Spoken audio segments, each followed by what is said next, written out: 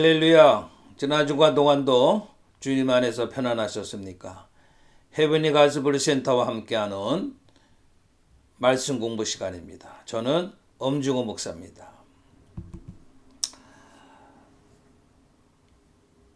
저는 여러분들에게 우리 신앙생활에 있어서 제일 중요한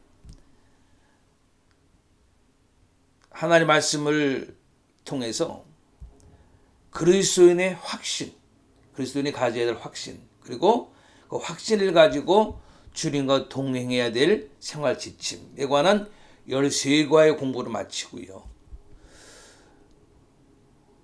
종말에 일어날 징조, 그리고 지난 시간에는 휴고와 재림이 무슨 뜻인가에 대한 말씀을 드렸습니다. 지난 시간에 말씀드렸습니다마는 분명히 우리 주님께서는 다시 오신다라고 말씀하셨고, 오시기 전에 이 땅에 여러 가지 하나님의 심판의 현상들이 나타난단 말이죠. 그래서 말씀을 통해서, 그리고 지금 이 시대에 나타나고 있는 자연현상과 또 역사와 모든 사회현상들을 바라보면서 주님이 곧 오실 것만 같다라고 하는 그런 패러다임을 가지고 주님이 오실 날을 예비하는 그런 신앙을 우리가 가져야 되는 거란 말이죠. 아무런 생각 없이 말만 따라 넋놓고 신앙생활에서는 안 되는 거예요. 저는 오늘 그래서 어떤 신앙이 주님이 오실 날을 예비하는 신앙인가, 다시 말하면 어떤 신앙으로 살아가야만 될 것인가 라는 말씀을 잠시 드리려고 합니다. 어떤 신앙으로 살아야 되느냐? 첫 번째로 말씀드린다면 깨어 있어서 기도해야 된다는 겁니다. 자, 우리 성경 함께 찾아보면서 우리 함께 공부하도록 하죠. 우리 잘 아는 마태복음 24장 42절을 보시죠.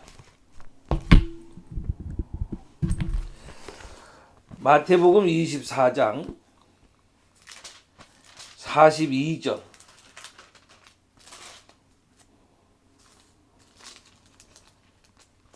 우리 다 같이 함께 봉독하겠습니다. 그러므로 깨어 있으라. 어느 날에 너희 주가 임할는지 너희가 알지 못함이니라. 이 말씀은 마태복음 24장 3절 이하에서 주님이 재림하시기 전에 이 세상에 일어날 징조에 대해서 쭉 말씀하신 후에 지금 이곳에서 42절에서 그러므로 깨어 있으라 이렇게 말씀하시는 겁니다.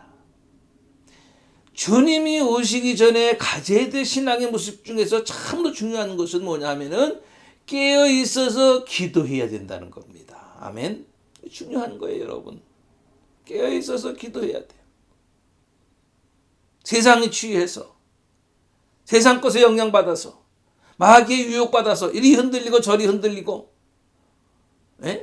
그런 신앙의 삶이 아니고 깨어 있어서 기도해야 된다는 거예요. 주님 오실 날이 언제일지 우리가 알지 못하지만은 그 날이 언제일지 도적같이 언제 임하는지 모르는 거 아닙니까?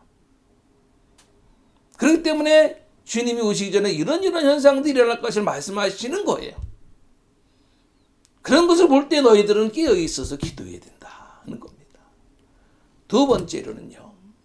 자, 거기도 한번 볼까요? 에베소서 15장, 에베소서 5장.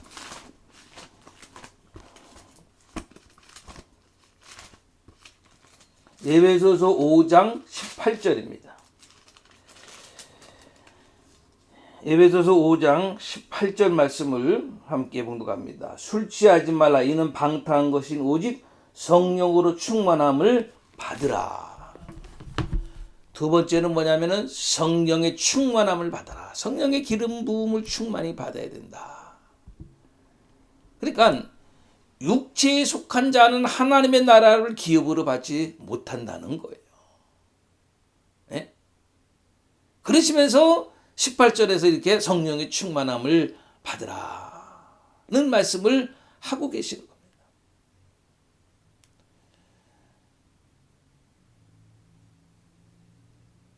그러니까 제가 지난번에도 분명히 말씀드렸던 것처럼 사도행전 2장 38절 말씀 보면은 이미 우리가 예수 그리스도를 믿을 때에 성령을 선물로 받았다 그랬어요. 그렇죠? 그래서 사도행전 38절에 보니까 너희가 회개하여 각각 예수 그리스도의 이름으로 세례를 받고 죄 사함을 받으라. 그리하면은 성령을 선물로 받으리니 하셨거든요. 그러니까 저도 여러분도 이미 우리가 예수 그리스도를 마음으로 믿고 영접했을 때에 성령을 받았어요. 그런데 그것으로 만족해서는 안 된다는 거예요. 그 성령의 충만함을 받아야 된다. 네? 말씀과 기도와 찬양을 통해서 늘 깨어 기도하는 삶, 늘 하나님을 찬양하는 삶, 늘 하나님 말씀으로 충만한 삶을 살아가서 성령의 충만함을 받으라는 거예요. 그것이 바로 주님이 오실 날을 예비하는 신앙이라는 거예요. 아멘. 그리고 세 번째로는 뭐냐면은 성령이 임하실 때에 이미 받은 그 능력을 가지고, 네? 성령이 임하시 우리가 뭐 어떻게 된다 그랬어요? 권능을 받고 그랬잖아요.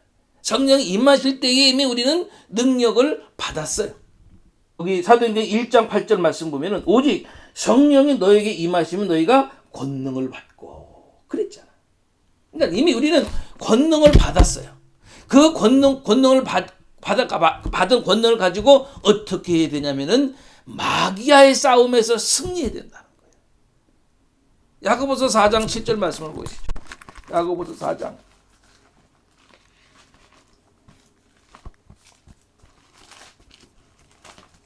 야고보서 4장 7절 말씀.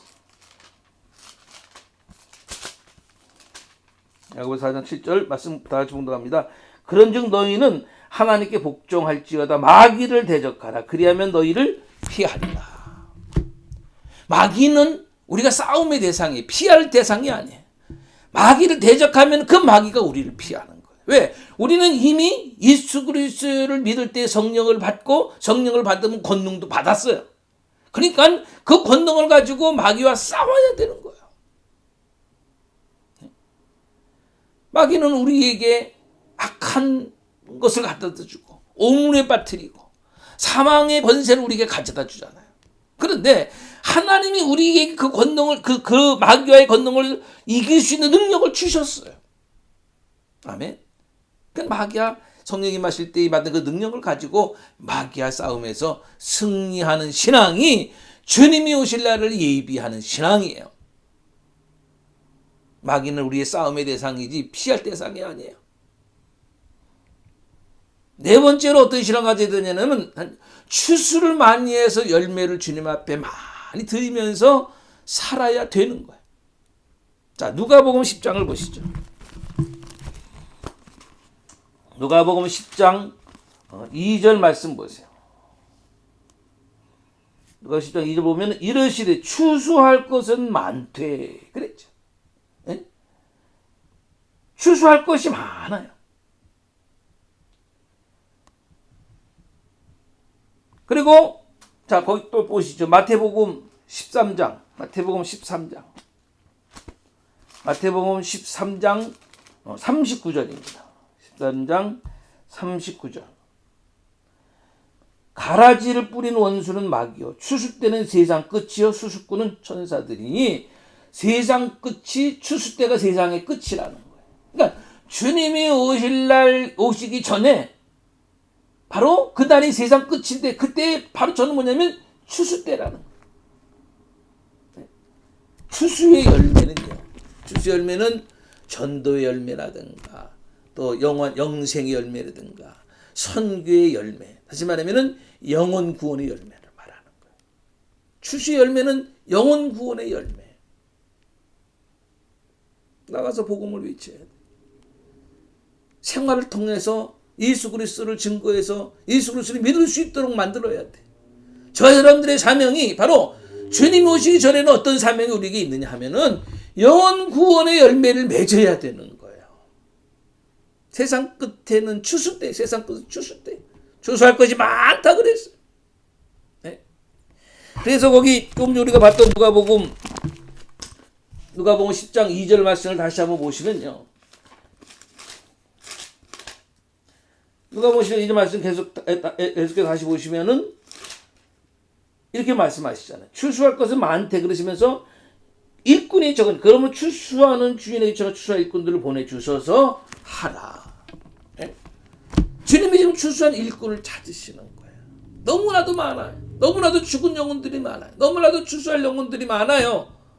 그래서 주님께서 추수할 일꾼들을 지금도 찾고 계시는 거예요. 저와 여러분들을 찾으시는 거예요. 아멘. 그래서 추수 열매를 주님께 많이 들으면서 사는 신앙이 주님이 오실 날을 예비하는 신앙 가운데 하나란 말이죠. 자, 여러분, 제가 간단하게 오늘 말씀드립니다만은 너무나도 중요한 말씀이에요.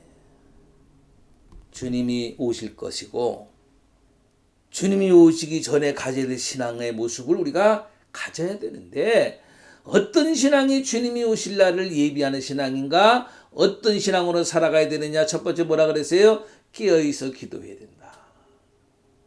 이미 받은 것 성령이 충만해야 된다. 성령 기름 부음에 충만을 받아야 된다. 세 번째는 뭐예요? 성령이 임명하실 때 받은 그 능력을 가지고 마귀와의 싸움에서 지지 말고 승리해야 된다. 네 번째는 뭐예요? 추수 열매를 많이 맺어야 된다. 그 추수 열매는 뭐예요? 영혼 구원의 열매. 이 신앙을 가져야 돼. 어떤 신앙보다도 주님이 오시기 전에 가져야 될 신앙은 이런 신앙의 모습이에요. 그러다가 주님을 맞지 않은 거죠. 아멘. 그러다가 주님을 맞지. 여러분, 언제 오실런지 우리는 알 수는 없지만은 주님은 분명히 오십니다. 그렇다고 한다면은 주님이 오실 날을 예비하는 신앙의 모습으로 이때 우리가 살아야 되는 겁니다.